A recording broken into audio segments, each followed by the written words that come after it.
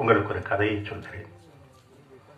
1922 கோயமுத்தூர் மாநகரம் பஞ்சாலைகளினுடைய இயக்கத்திலே உச்சத்தில் இருந்த காலம் அது. தென்னிந்தியாவின் மான்செஸ்டர் என்று கோயமுத்தூர் அழைக்கப்பட்டது.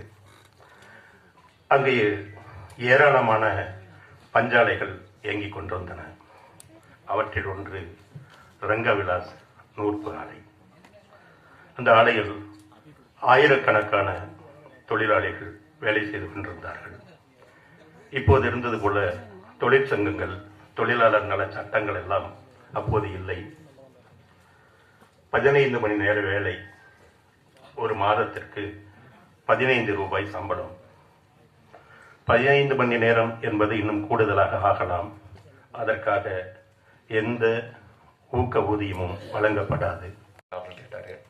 பார்த்துருக்கேன் அப்படின்னா, அந்த டைரக்டர் உங்களை பார்க்கணுமா, மீட் பண்ணணுமா அப்படின்னு சொன்னார். ஸோ அப்படி தான் நான் தயாள் சார் மீட் பண்ணேன். ஸோ வெரி ஹாப்பி இந்த படத்தில் ஒர்க் பண்ணதுக்கு. கூட நடித்த அத்தனை பேருக்கும் என்னோட நன்றிகள் தெரிவிச்சுக்கிறேன். தயாள் சார் மாதிரி ஒரு பிளான்டு பர்சன் நான் பார்த்ததே கிடையாது. ரொம்ப பெருமையாக இருக்குது அவர் கூட ஒர்க் பண்ணது. ஸோ உங்களை மாதிரி நானும் படம் பார்க்குறதுக்கு அவளை காத்துட்ருக்கேன். தேங்க்யூ.